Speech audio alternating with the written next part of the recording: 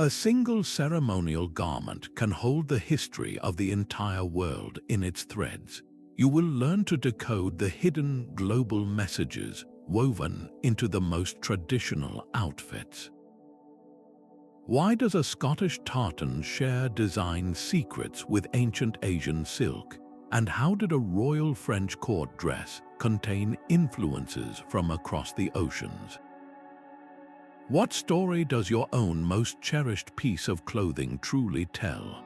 That caravan, moving at a pace of just 20 miles a day, carried more than luxury. It carried a revolution in cloth. The Silk Road functioned as the world's first and slowest fashion network, a sprawling web of pathways where aesthetics and authority were constantly negotiated. Think of Chinese silk, a fabric so coveted its production was a capital offense to reveal. For centuries, the Chinese monopoly held, with Roman elites paying its weight in gold for a material they believed was harvested from trees. But secrets are difficult to contain. The knowledge of sericulture, the raising of silkworms, was eventually smuggled out, hidden within the staffs of traveling monks or the knowledge of exiled princesses.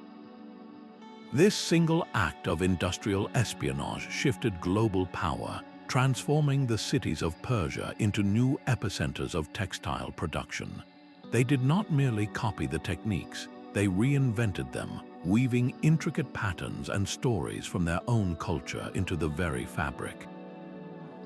This was not simple imitation, it was creative adaptation. A Chinese dragon motif might travel west and be reinterpreted as a Persian simurgh, a mythical bird of wisdom, its form evolving with every mile it journeyed. The vibrant crimson of Mediterranean sea snails, a dye so rare it was reserved for emperors, would find its way onto the ceremonial sashes of Central Asian chieftains, a clear signal of their connection to a wider, more sophisticated world. This exchange established a fundamental truth about ceremonial dress. Its power is not just in its beauty, but in its story of origin and influence. The garment itself became a map, its threads tracing invisible lines across deserts and mountains, connecting the wearer to distant lands and advanced civilizations. This ancient system of shared symbols and coveted materials laid the groundwork for everything that would follow, proving that what we wear to mark our most important moments is rarely, if ever, from just one place. A single diplomatic gift of clothing could speak volumes without uttering a single word. When an ambassador approached the court of Versailles, his entire nation was judged by the cut of his coat and the shimmer of his silks. This was high-stakes theater where textiles were tools of statecraft. A bolt of cloth could secure an alliance, while an inappropriate choice could inadvertently cause a diplomatic incident. The Mughal emperors of India, masters of this visual language, would send gifts of breathtaking muslin, a fabric so finely woven it was poetically described as woven air, embroidered with Sari, threads of pure gold and silver. European royals, upon receiving these treasures, did not simply store them away. They had their own tailors deconstruct and reinterpret the garments, integrating the exotic Sari work into their own court dress. This is why a formal portrait of King Louis XIV might reveal a surprising detail. His lavish vest bears a striking resemblance to a Persian kaftan. It was a deliberate choice, a sartorial declaration that his influence and taste spanned the globe. But the exchange was never one-sided.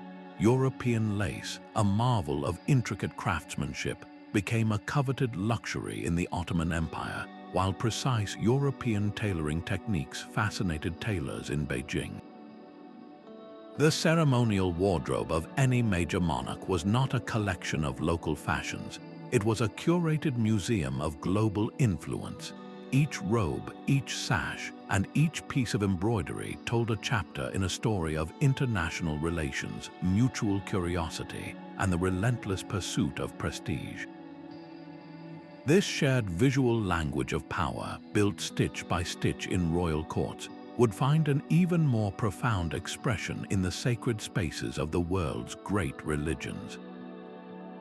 The solemn vestments of a priest during Mass are a direct link to the ancient Roman world. That chasuble, a symbol of sacred office, began its life as the pinula, a simple, all-weather cloak worn by ordinary citizens of the empire. As Rome transformed, so did its clothing, with this common garment slowly being adopted and sanctified by the early church, preserving a form of dress that would have otherwise been lost to history. This is the remarkable journey of sacred vestments, where faith becomes a living museum, donning the foreign garb of bygone eras and distant lands. The flowing kasaya of a Buddhist monk tells a similar story of migration. Its origins lie in the patched robes of ancient Indian ascetics, a practical response to a life of devotion. But as Buddhism traveled the Silk Road, the robe traveled with it, absorbing new meanings and artistic influences. In China, the geometric patches might be reinterpreted as a complex field of embroidered lotuses, while in Japan, the colors and weaving techniques would reflect local aesthetics. The garment's core purpose remained, but its visual language was endlessly translated. This was not a loss of purity, but a gain in resonance. Islamic dress provides another powerful example of this adaptive spirit. The simple thobe and the protective keffiyeh, while rooted in the teachings of the faith, have been beautifully reshaped by geography. In the deserts of North Africa, you find voluminous, light-colored robes designed for extreme heat, while in the cooler highlands of Southeast Asia, the same core identity is expressed through fitted silhouettes and heavier fabrics. This global tapestry was woven by the movement of people. Missionaries and pilgrims did not just carry sacred texts, they carried the entire cultural package of their devotion, including what to wear. When these traditions met indigenous practices, something new and vibrant was born. A ceremonial garment in Latin America might blend Catholic embroidery with pre-Columbian spirit symbols, creating a hybrid that speaks simultaneously to a universal church and a very local soul. This profound fusion reveals a fundamental truth about spiritual identity. It is not erased by adaptation, but is instead strengthened by it, finding new forms of expression in every corner of the world. The threads of faith and royalty were not the only ones crossing continents. A much darker and more coercive chapter in the story of ceremonial dress began with the Age of Empires. When European colonizers landed in the Americas, Africa, and Asia, they brought more than ships and soldiers. They brought a rigid belief that their clothing was the very definition of civilization. Forcing indigenous populations to abandon their traditional ceremonial was a deliberate strategy to strip away cultural identity and assert dominance. In the Andes, Spanish authorities banned the intricate textiles that had communicated lineage and cosmology for centuries, demanding instead the adoption of European woolens and tailored suits. Yet the story did not end with simple erasure. In quiet acts of profound defiance, Andean weavers, compelled to create textiles for their new overlords, began to weave in secret. They hid powerful indigenous symbols within the patterns of a Catholic altar cloth, or encoded ancestral maps into the border of a dress meant for a Spanish lady. To the colonizer's eye, it was a beautiful object of European fashion, but to the community, it was a sacred text, a silent language of survival stitched in plain sight. A similar alchemy of resistance occurred across the Atlantic. In West Africa, European traders introduced vast quantities of glass beads, intending them for trade. But local artisans saw something else entirely. They took these imported materials, these symbols of a foreign economy, and used them to create stunning new forms of ceremonial regalia. They wove the beads into crowns and staffs according to their own ancient aesthetic principles, transforming a commodity of colonization into a testament to unbroken cultural power. Perhaps no garment embodies this complex fusion more than the iconic China poblana dress of Mexico. Its name hints at its global journey, a blend of indigenous Mexican forms with influences from Spanish Manila, creating a vibrant, layered attire that became a symbol of national identity. This was not a story of one culture replacing another, but of a new beauty forged in the fires of conflict.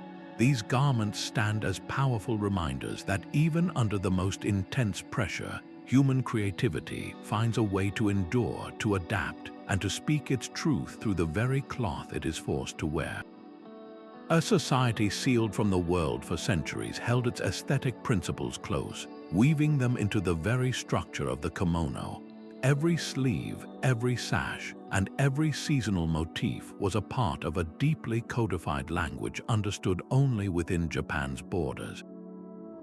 This all changed in the 1850s when the country opened its ports to the West. Suddenly, the kimono was no longer a private vocabulary. It was a stunning artistic revelation for European eyes. Western artists, tired of the rigid corsets and complex tailoring of Victorian fashion, saw in the kimono something revolutionary. Its fluid lines and graphic, nature-inspired patterns offered a new vision of beauty. Painters like James McNeill Whistler did not just paint kimonos as exotic props, they captured their essence, draping models in robes that celebrated the garment's abstract form and harmonious balance. This sparked the aesthetic dress movement, where the philosophy of the kimono, its emphasis on artistic expression over strict social convention, began to reshape Western clothing itself. But the journey did not end there. In a beautiful circular exchange, the kimono, now seen through a global lens, began to transform once more back in Japan. Contemporary designers, inspired by this international fascination, started to reinterpret their own heritage. They began crafting kimonos from bold Western fabrics like Scottish tartan or Italian lace, and incorporating Art Deco patterns or abstract art into the traditional decorative space. The garment that once represented a closed culture became a vibrant participant in a continuous global conversation. It asks us a profound question: can an object ever be purely traditional again once the whole world has admired it? The kimono answers with a silent, elegant no, proving that the most powerful symbols are not those that remain static, but those that are brave enough to evolve through exchange. That powerful symbol of Scottish identity, the kilt, is itself a tapestry woven from threads of myth and history. Its story challenges our very idea of what makes a tradition authentic. The vibrant tartans we associate with specific clans today feel ancient, a direct line to a warrior past. Yet this powerful visual language was largely codified during the 19th century, an era of romantic rediscovery. After the Jacobite uprisings were crushed, the British government enacted the Dress Act of 1746, a law designed to dismantle Highland culture by banning the wearing of tartan and the kilt. For decades, the garment was a forbidden symbol of rebellion. Then the tide turned. King George IV's visit to Scotland in 1822, a spectacle orchestrated by author Sir Walter Scott, sparked a new fascination with all things Highland. The king himself appeared in a rather absurd version of full Highland dress, complete with pink tights. This royal endorsement, followed by Queen Victoria's deep love for her Balmoral estate, transformed the kilt from a banned garment into the height of fashionable, romantic nostalgia. It was in this climate that the now famous Vestiarium Scoticum was published, a book that assigned specific tartan patterns to individual clans.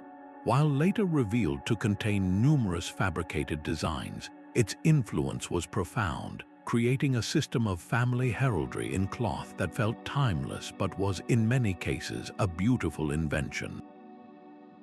Yet to call the kilt entirely invented misses the deeper truth. Its form evolved from the practical failed more, a large, multi-purpose wrap worn by Highlanders.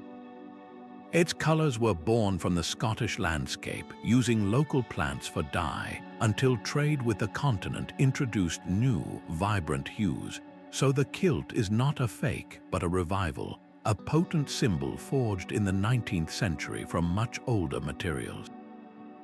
Its power does not come from an unbroken lineage, but from its ability to unite a people around a shared story, one stitched together from both memory and desire. This process of looking outward to define oneself did not end with national costumes. It would find its ultimate expression in the birth of a globalized modern world. A single strip of Kent cloth could once be traded for its weight in gold. In the royal courts of West Africa, fabric was far more than adornment. It was a tangible form of wealth, a living archive, and a canvas for profound artistic statements. The most revered textiles, like Ghana's Kent, Nigeria's attire, and Mali's Bogolanfini, were not created in isolation. Their production and trade wove a complex web of cultural exchange across the entire region. Kent, hand-woven in narrow, dazzling strips that were then meticulously sewn together, was originally the exclusive domain of kings and queens. Every color, every geometric pattern held a specific meaning, a visual proverb or historical event encoded directly into the warp and weft. A cloth could speak of unity, of resilience, or of the very philosophy of a people, all without uttering a single word. This deep cultural knowledge did not remain confined by borders.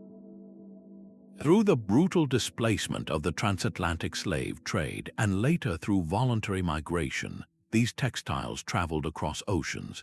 In the Americas, enslaved Africans, stripped of everything, often preserved the core principles of these designs in the clothes they were permitted to make, keeping a visual language of home alive under unimaginable duress. Centuries later, during the civil rights movements of the 1960s, Kent cloth experienced a powerful resurgence, transformed into a global emblem of Pan-African identity and pride. Its bold stripes became a declaration of heritage and a reclaiming of a stolen narrative. Today, this conversation between tradition and the present is more vibrant than ever. Contemporary designers are in constant dialogue with these ancient techniques. You might see the intricate geometry of Kent reinterpreted on a Parisian runway, or the organic, fermented mud dyes of Bogolanfini, which create such distinctive dark patterns on earthy cloth, inspiring the prints of a streetwear collection in Tokyo. These artisans are not simply copying old patterns, they are asking new questions of them, placing centuries of cultural knowledge into a conversation with modern aesthetics. The journey of West African cloth proves that the most powerful ceremonial garments are not static relics. They are dynamic, living art forms. They carry the soul of a culture within them, and they are brave enough to let that soul speak to the entire world. The pristine white wedding gown is a perfect example of a borrowed tradition. Its global dominance is a surprisingly modern story, one that began not in a church but in a palace with a queen's deliberate fashion choice. When Queen Victoria chose a white satin dress for her wedding in 1840, she was making a statement of wealth and individuality, not timeless virtue. At the time, white was an impractical and expensive color, a symbol of luxury rather than purity. The widespread adoption of this trend was not immediate, but it was supercharged by two powerful forces: the rise of illustrated newspapers and later the golden age of Hollywood. These media machines beamed the image of the bride in white across the world, packaging it as the ultimate romantic ideal. Yet, as this standard traveled, it did not simply erase local customs, it collided with them, creating beautiful and complex hybrids. Walk into a wedding in Seoul or Shanghai, and you will often witness this cultural negotiation in real time. A bride might begin her ceremony in a classic white gown, fulfilling a globalized fantasy. But for the reception, she will frequently change into a vibrant traditional dress, like a brilliant red kipao or an exquisite ao dai. In these cultures, red has for centuries symbolized luck, joy, and prosperity, a meaning far more deeply rooted than the imported white. Her wedding day attire becomes a curated collection, a personal museum of her identity. She is not choosing one tradition over another, but weaving them together into a new, personal ceremonial language for one of life's most significant milestones. This global conversation about what to wear for a wedding reveals a profound shift. The modern ceremonial outfit is less about adhering to a single, rigid rulebook and more about composing a visual symphony from the entire world's wardrobe. The crisp red coats of the British Empire were more than just a uniform. They were a psychological weapon, a declaration of order and power meant to be recognized across any battlefield. This imposing style, with its structured jackets, gleaming epaulettes, and intricate braiding, became the global template for a modern military, often imposed upon colonized nations as a symbol of their new allegiance. But the story of these uniforms is far more complex than simple imposition. It is a tale of subtle negotiation, where the language of power was constantly rewritten by those who wore it. Consider the legendary Gurkha soldiers of Nepal. Integrated into the British Army, they adopted the standard uniform, but they refused to relinquish their most iconic tool, the kukri knife. This curved blade, a central part of their formal regalia, is not merely a weapon, it is a sacred object steeped in their own martial history. Its presence on a British uniform is a quiet but unyielding declaration, a reminder that their strength comes from a heritage far older than the empire they serve. This was not an isolated act of preservation. Across the globe, indigenous forces found ways to weave threads of their identity into the fabric of enforced conformity. Sometimes the influence even flowed in the opposite direction, creating a surprising feedback loop. European armies, fascinated by what they perceived as exotic and effective, would adopt elements from the very cultures they sought to dominate. The French Zouave units, for example, became famous for their distinctive uniform, featuring baggy red trousers and a short, open jacket. This entire look was directly inspired by the dress of North African Berber warriors. It was a style born from a specific environment and culture, yet it was co-opted and romanticized, becoming a symbol of elite, specialized troops within a European power. So, a single military parade could tell two conflicting stories at once, one of conquest and another of enduring cultural exchange. The uniform, designed to create sameness and discipline, became an unexpected canvas for asserting difference. Even within a system built on uniformity, the human spirit finds a way to leave its unique mark, proving that the clothes of authority are never just about command, but about the complex and often hidden conversations between cultures. A single stitch can traverse a continent. Embroidery is the most intimate and portable form of cultural dialogue, a language of thread that has crossed every conceivable border. The techniques perfected in one region became the vocabulary of another, often carried not by kings or merchants, but by the quiet, diligent hands of anonymous artisans, many of them women. Consider the journey of Chinese silk embroidery, a craft of breathtaking subtlety. Its intricate floral and dragon motifs did not remain in imperial workshops.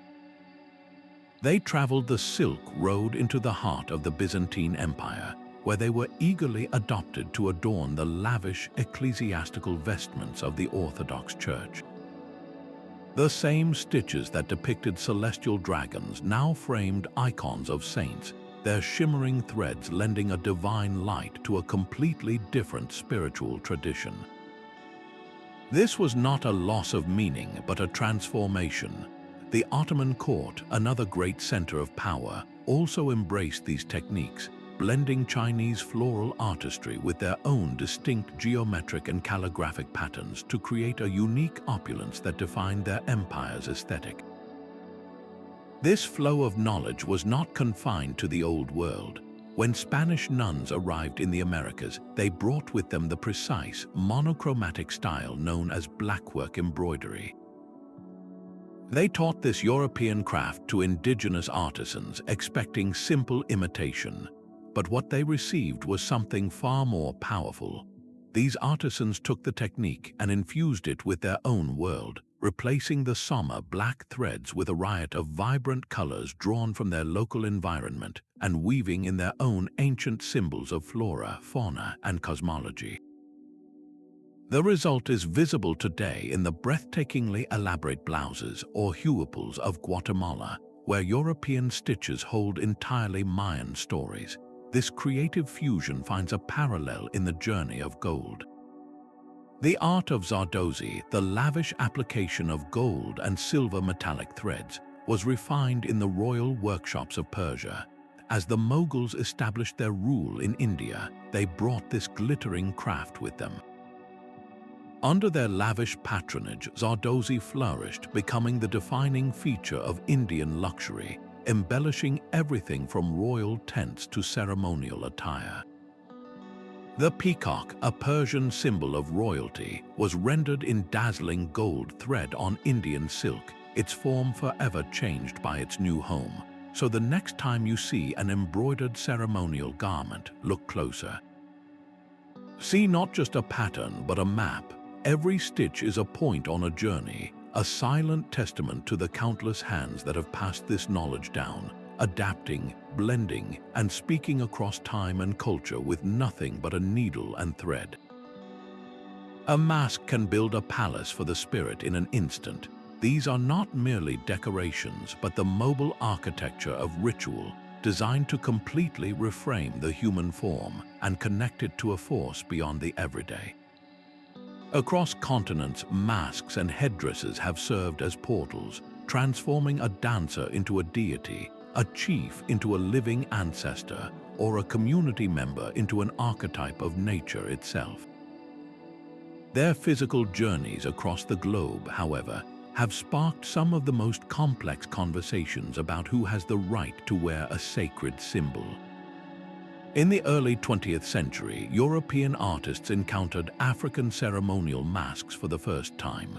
To artists like Pablo Picasso, these were not primitive artifacts, they were a seismic shock to the system. The masks, with their bold, abstracted forms that emphasized spiritual essence over realistic representation, offered a radical alternative to centuries of classical European art. This encounter directly fueled the birth of Cubism and modern art, as Picasso and his contemporaries began to deconstruct the human figure with the same fearless liberty they saw in these powerful objects. A ceremonial object from a West African village had, entirely unintentionally, rerouted the entire course of Western aesthetics, yet this artistic revolution came with a painful irony. While European modernists celebrated the masks as pure form, they often remained willfully ignorant of the deep cultural and spiritual contexts that gave them meaning in their homelands. This disconnect finds a haunting parallel in the story of the Native American war bonnet.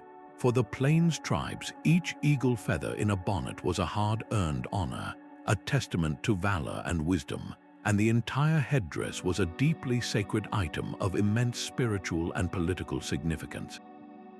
Its journey into global pop culture, however, stripped it of all this meaning.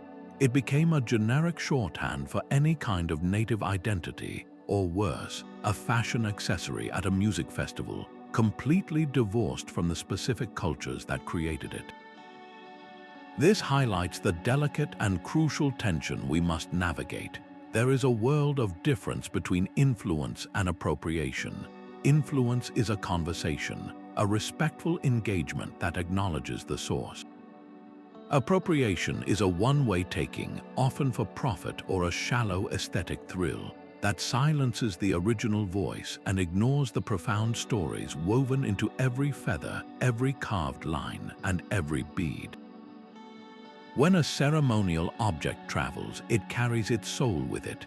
The question for a globalized world is whether we will take the time to listen to its story before we decide to try it on. A garment at rest is a story waiting to be told, but a garment in motion is the story itself. Ceremonial clothing finds its full voice not on a hanger, but on the human body, animated by the rhythm of dance and the drama of performance. This dynamic relationship has been one of the most powerful engines for the global journey of style. Consider the fiery drama of flamenco in Spain, where the dancer's vibrant polka-dotted dress swirls with life of its own. This iconic look is inseparable from the Romani people, whose ancestors carried sartorial seeds from northern India centuries ago. The layered, flowing skirts and embroidered shawls are a living archive of a long migration, transformed through performance into a potent symbol of Spanish passion. The exchange moves east to the opulent Thai con dance, a performance where mythology walks. The dancers are encased in elaborate, gilded costumes and masks that depict deities and demons from the Ramakien. This epic is the Thai version of the Indian Ramayana, and the costumes are a breathtaking testament to a centuries-long dialogue. The intricate headdresses and stylized armor speak a visual language borrowed from Indian art, yet they have been utterly transformed by Thai aesthetics, becoming something uniquely their own. This was not mere copying, it was a profound act of cultural translation, worn on the body for all to see. Then, in the early 20th century, a ballet company from Paris unleashed a revolution. The ballet Russes stunned European audiences with productions like Scheherazade, featuring costumes by Leon Bakst that were a thunderbolt. Bakst drew on a romanticized, Orientalist vision of Russian and Central Asian dress, creating a riot of saturated color, harem pants, and rich embroidery that broke completely from the pale, rigid tutus of classical ballet. Overnight, these stage costumes leaped from the theater into the salons of high fashion. Paul Poit, the famed couturier, abandoned the corset, designing flowing gowns and turbans inspired directly by the ballet Russes. The entire silhouette of Western women's clothing was reshaped because a theatrical production had offered a new, intoxicating fantasy of the exotic. When clothing dances, it communicates in a language that bypasses words. It breaks down barriers not through argument, but through sheer, irresistible beauty and emotional power.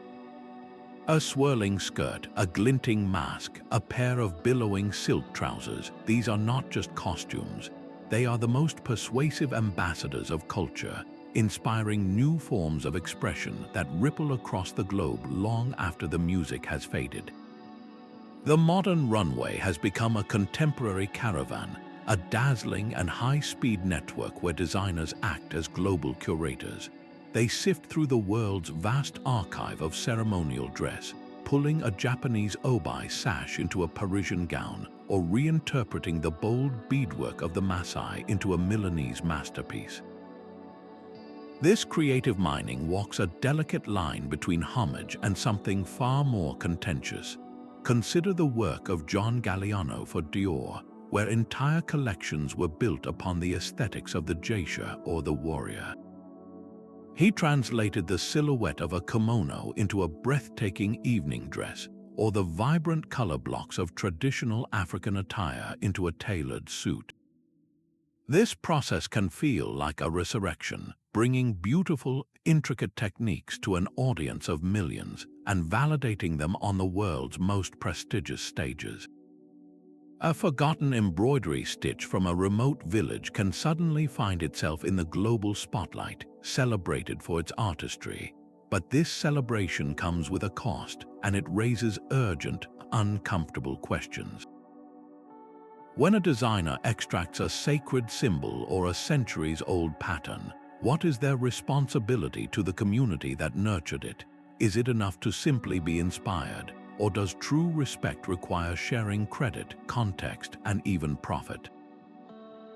The acceleration of this exchange is staggering.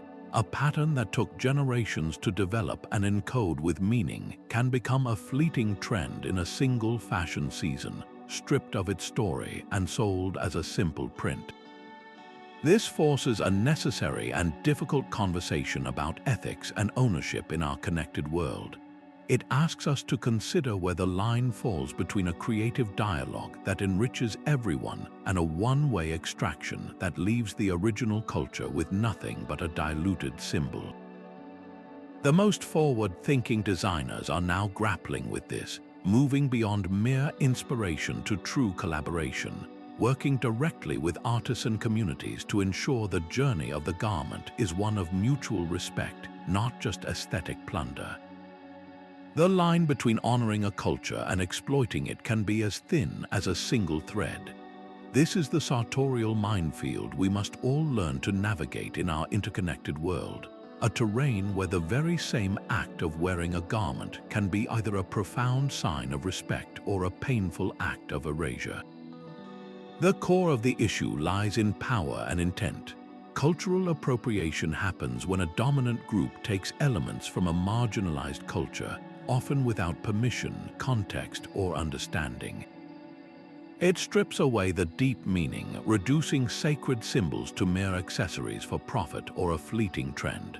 We see this when a Native American war bonnet, an object of immense spiritual and earned honor, is worn as a fashion statement at a music festival. This act severs the object from its soul, silencing the stories and the people who gave it life. In stark contrast stands cultural appreciation.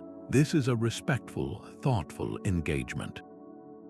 It involves doing the work to understand a garment's history and significance, giving credit to its source and often directly supporting the artisan communities who keep these traditions alive. The difference is clear. Wearing a kimono as a random costume for fun is one thing, but wearing one to a formal tea ceremony, with a mindful understanding of its rules and a genuine respect for its artistry, is something else entirely. It is the difference between taking and receiving. As global citizens with the entire world's wardrobe at our fingertips, we carry a new responsibility.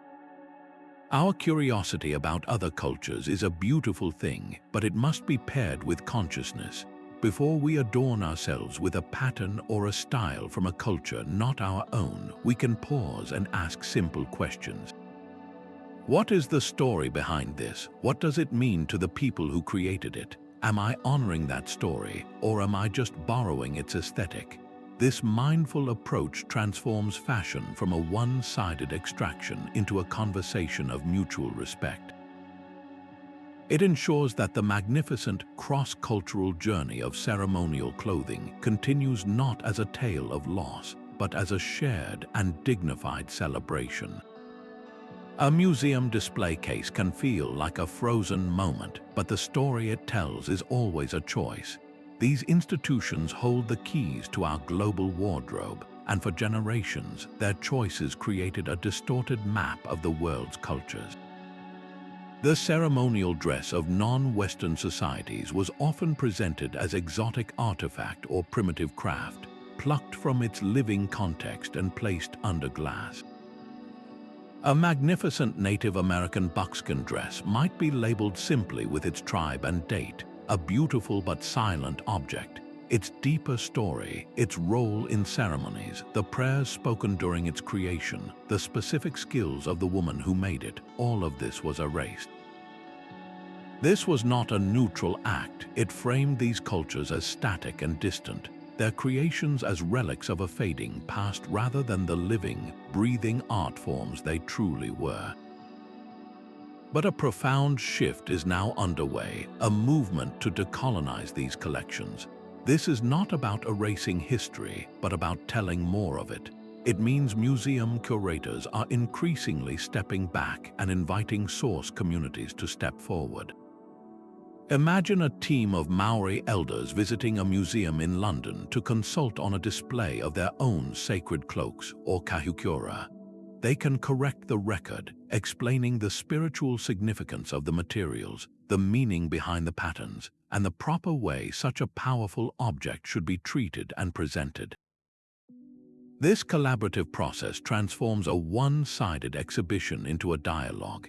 It leads to the rewriting of labels that now speak of cultural resilience, not just craftsmanship. It guides the sensitive repatriation of sacred objects to their rightful homes, and it completely reframes how we see these garments. That same African textile is no longer just a beautiful pattern, it is a complex document. Its indigo dye points to trade with India, its woven motifs speak of spiritual beliefs, and its very presence in a European museum might be a direct result of colonial history. The vitrine becomes a site of reconciliation and re-education, restoring the full, rich, and often difficult narrative of the garment's journey. It proves that a museum's greatest power is not in possessing objects, but in giving them back their voice. A single hashtag can now connect 1,000 ceremonial garments from 1,000 different villages.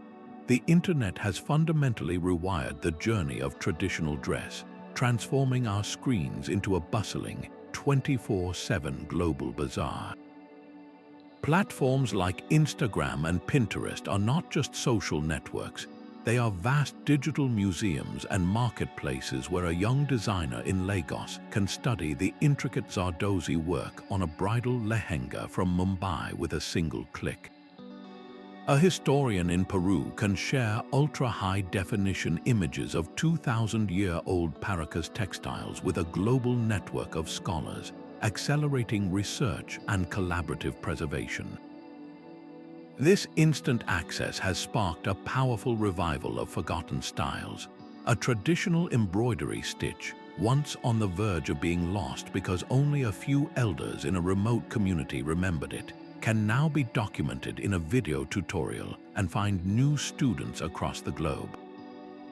Online communities form around specific sartorial traditions, from Korean hanbok enthusiasts to experts in Scottish tartan weaving, creating spaces for shared knowledge and mutual admiration that transcend all physical borders. Yet, this very speed and ease of sharing carries a profound risk. An image of a sacred Native American headdress can be stripped of its context in seconds, becoming just another aesthetic element in a digital mood board or a viral fashion trend.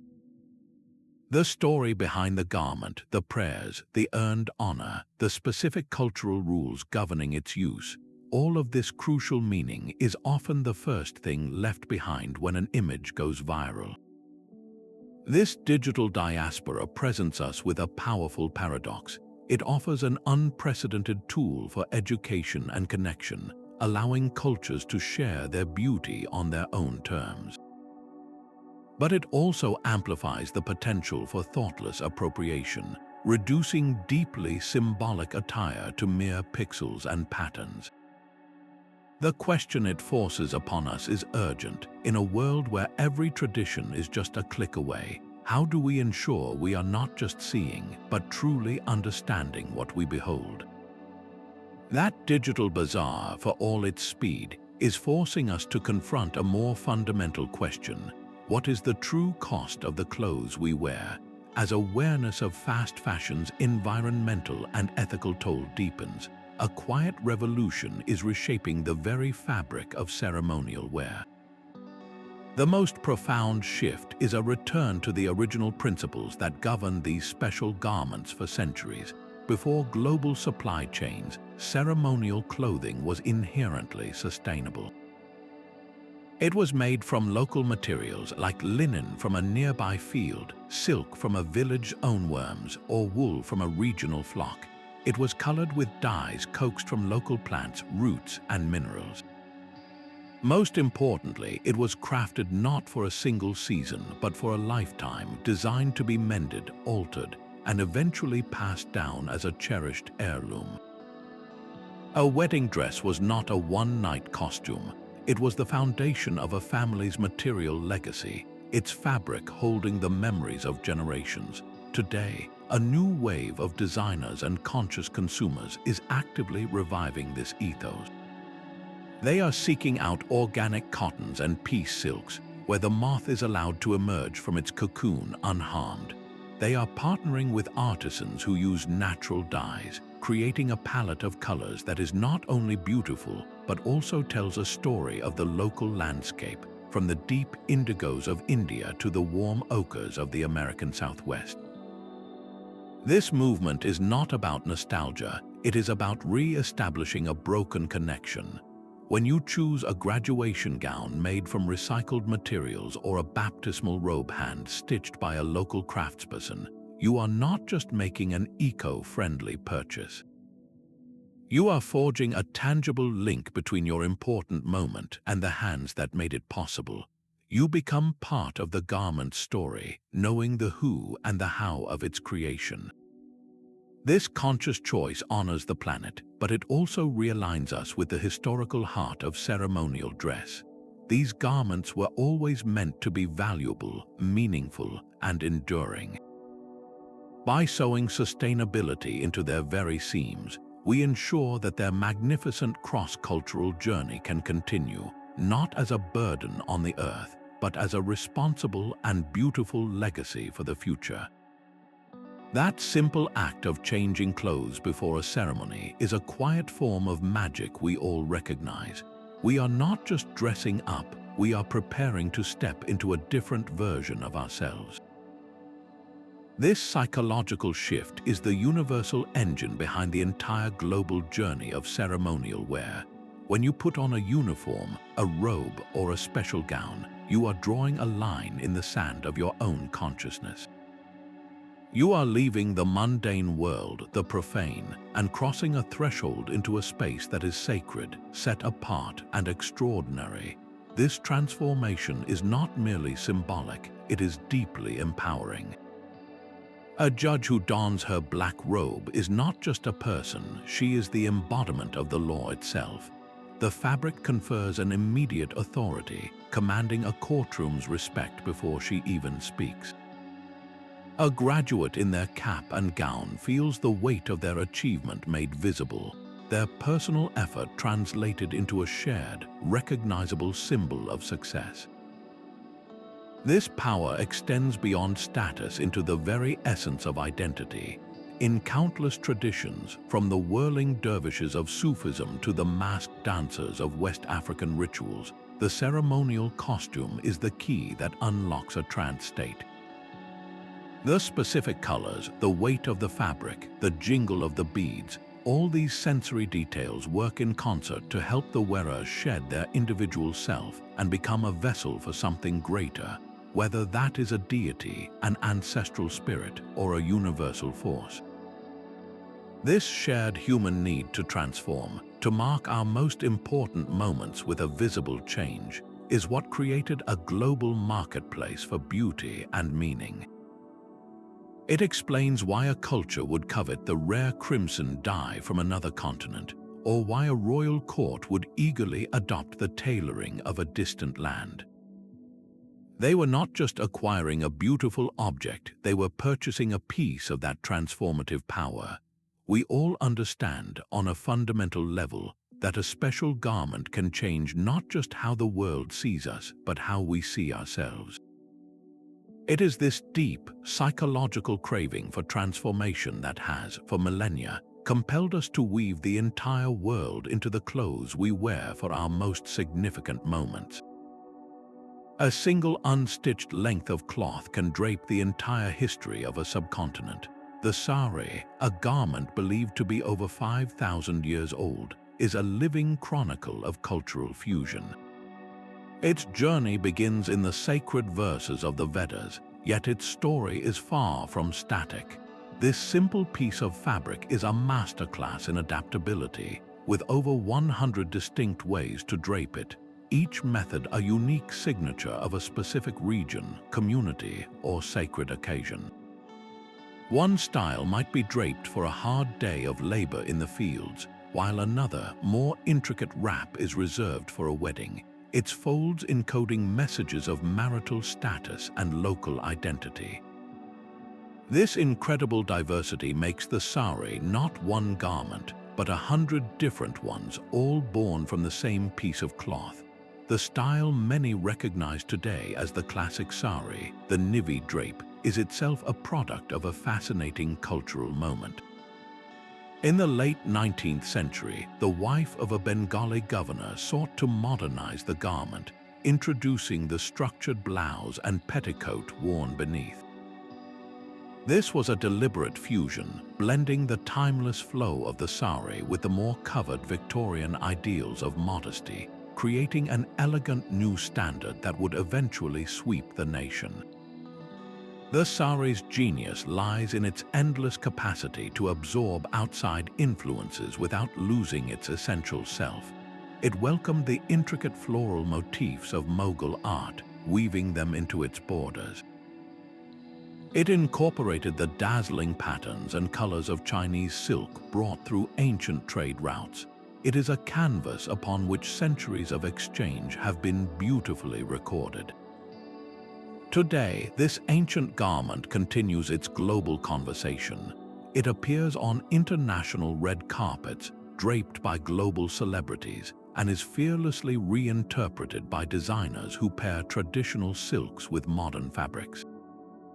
Yet, for millions of women, it remains the sole deep ceremonial attire for their most important life events.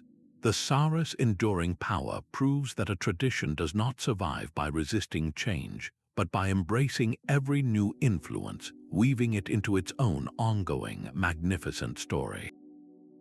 The Guayabera shirt carries the creases of 1,000 journeys in its crisp vertical pleats. This seemingly simple garment, with its 4 pockets and delicate embroidery, is a living archive of colonial trade routes and cultural reinvention. Its very origin story is a debate written in cloth, claimed with passion by Cuba, Mexico, and the Philippines, a trio of nations once bound by the sprawling Spanish Empire. This is not a story of a single inventor, but of a shared need for comfort in a tropical climate. It likely began as the practical attire of field workers and plantation laborers, its loose fit and breathable fabric a necessity under a relentless sun. The pockets, a defining feature, were not for decoration. They were for the harvest, perfectly sized to hold guayabas, the guavas that may have given the shirt its name. But a garment, once created, is never destined to remain in one place or one social class. Through the constant movement of people and goods across the Spanish-speaking world, the Guayabera embarked on its own voyage. As it traveled from the fields to the towns, something remarkable happened. Local artisans from the Yucatan Peninsula to the Caribbean coast began to claim it. They took the basic utilitarian form and transformed it with their needles. Simple stitching gave way to intricate alamaria embroidery, with delicate floral motifs and geometric patterns flowing down the front panels. This embellishment was the key that unlocked a new identity for the shirt. It was no longer just workwear, it was a canvas for personal and regional expression. The more elaborate the embroidery, the more formal the shirt became. It crossed an invisible social boundary, becoming acceptable attire for a Sunday mass, then a wedding, and eventually a political rally. Today, you will see the Guayabera worn with immense pride at life's most important celebrations. A father of the bride in Merida might wear a pristine white linen Guayabera, its embroidery a complex family signature. A musician in Veracruz might perform in a vibrant, colored version, the fabric moving with the rhythm of the son jarocho. It has been embraced by presidents and poets as a symbol of national elegance, a formal wear that is distinctly and authentically of its place, yet born from a history of global connection. The Guayabera did not simply change its function, it absorbed the aspirations of the people who wore it, proving that the most powerful ceremonial garments are often those that remember their humble beginnings while daring to become so much more. That final stitch in a ceremonial robe completes more than a pattern, it secures a legacy. The true architects of this cross-cultural journey are the artisans, the weavers, dyers, and embroiderers whose hands hold knowledge refined over centuries. These are not simple skills one can learn from a manual, they are entire languages of creation. A master dyer knows precisely how many times to dip a cloth in an indigo vat to achieve a specific shade of blue, a wisdom passed from parent to child. A weaver understands the exact tension needed on a loom to produce the complex geometry of a Kent cloth strip, a tactile knowledge that lives in the muscles and the memory. These individuals are the living libraries of our global aesthetic heritage, each one a crucial node in a network of tradition that has spanned the globe for millennia. Yet, in our modern age of fast fashion and mass production, this delicate chain of knowledge is under immense threat. When a master artisan cannot find an apprentice, when the local plants used for dyes are replaced by industrial farms, an entire chapter of human ingenuity can vanish in a single generation. The vibrant crimson derived from a specific insect, a color once reserved for royalty, can be lost forever, replaced by a cheaper, chemical imitation that lacks its soul and its story. But a powerful counter-movement is now gaining strength, fueled by a growing global consciousness. People are beginning to ask not just what they are wearing, but who made it and how. This curiosity has given rise to ethical fashion brands and platforms that build direct partnerships with artisan communities. These are not relationships of charity, but of deep respect and fair economics. A designer in New York might collaborate with a cooperative of embroiderers in rural India, commissioning them to use their specific heritage Zardozi technique on a new collection. The artisans are paid a living wage, their work is credited, and their craft is presented to the world not as a quaint souvenir, but as the sophisticated art it truly is. When you choose to support these artisans, you are doing much more than purchasing a beautiful garment. You are casting a vote for a different kind of world. You are investing in the continuation of a cultural journey, helping to ensure that the hands that have woven our shared history for centuries will still have threads to work with in the future. You become a patron of living history, helping to preserve the unique skills that give ceremonial clothing its soul and its profound, tangible connection to the human story. The ceremonial wardrobe of the future is becoming a deeply personal design studio. We are witnessing a profound shift away from simply inheriting a single tradition and toward the active curation of a multifaceted identity. Individuals now feel empowered to weave their own unique heritage into a new, cohesive whole for life's most important moments. Picture a wedding where the couple's attire tells the story of their union in fabric. A Korean hanbok jacket with its graceful lines might be paired with a skirt of vibrant Scottish tartan. Or consider the striking elegance of a Nigerian agbada, the flowing wide-sleeved robe, meticulously crafted from the durable, modern texture of Japanese selvage denim. These are not random mashups, but thoughtful compositions where each element carries the weight of history and personal significance. The fusion goes even deeper with the advent of digital fabrication. Technologies like three-dimensional printing could allow us to incorporate hyper-personalized data directly into the garment structure. Imagine a graduation robe embroidered with a pattern generated from the graduate's own DNA sequence, or a baptismal gown adorned with three-dimensional printed motifs based on a family tree. This moves the journey of ceremonial wear beyond the exchange between cultures and into the intimate realm of the self. The garment becomes a living archive of one's own story, a canvas where ancestry, personal milestones, and future aspirations converge. We are entering an era where what we wear to mark our passages will be as unique as our fingerprints, honoring a collective past while giving us the tools to design a truly individual future.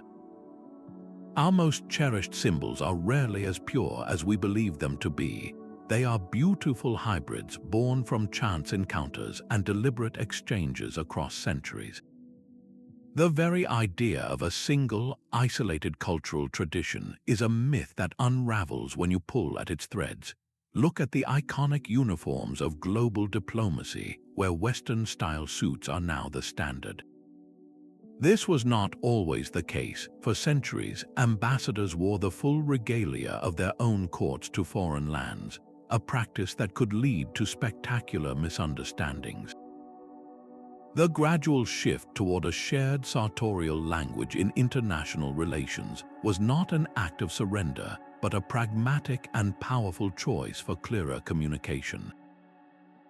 It is a uniform designed to say, we may come from different worlds, but on this ground we meet as equals. This drive to find common ground through cloth is perhaps the most enduring human tradition of all. It speaks to a fundamental truth that transcends any single garment or ceremony: our shared need to mark a birth, a marriage, a graduation, or a passing is universal. The specific robe, sash, or headdress we choose for these moments may be wildly different, but the impulse behind the choice is identical. We are all seeking to elevate the ordinary into the extraordinary, to weave meaning into the fabric of our lives, and to connect our small, personal stories to something larger than ourselves. The kimono, the kilt, the sari, and the Guayabera are all answers to the same human question: how do I properly honor this moment? Their interconnected journeys prove that our answers have always been, and will always be, enriched by the answers of others. The next time you dress for a special occasion, consider the global caravan that delivered your choices. That suit, that dress, that piece of jewelry, each carries the invisible fingerprints of countless cultures and hands that shaped its journey to you. You are not just wearing an outfit, you are wearing a chapter in the grand, ongoing story of us. Our most cherished symbols are rarely as pure as we believe them to be. They are beautiful hybrids born from chance encounters and deliberate exchanges across centuries. The very idea of a single, isolated cultural tradition is a myth that unravels when you pull at its threads. Look at the iconic uniforms of global diplomacy, where Western-style suits are now the standard. This was not always the case. For centuries, ambassadors wore the full regalia of their own courts to foreign lands, a practice that could lead to spectacular misunderstandings. The gradual shift toward a shared sartorial language in international relations was not an act of surrender, but a pragmatic and powerful choice for clearer communication. It is a uniform designed to say, we may come from different worlds, but on this ground we meet as equals. This drive to find common ground through cloth is perhaps the most enduring human tradition of all. It speaks to a fundamental truth that transcends any single garment or ceremony: our shared need to mark a birth, a marriage, a graduation, or a passing is universal. The specific robe, sash, or headdress we choose for these moments may be wildly different, but the impulse behind the choice is identical. We are all seeking to elevate the ordinary into the extraordinary, to weave meaning into the fabric of our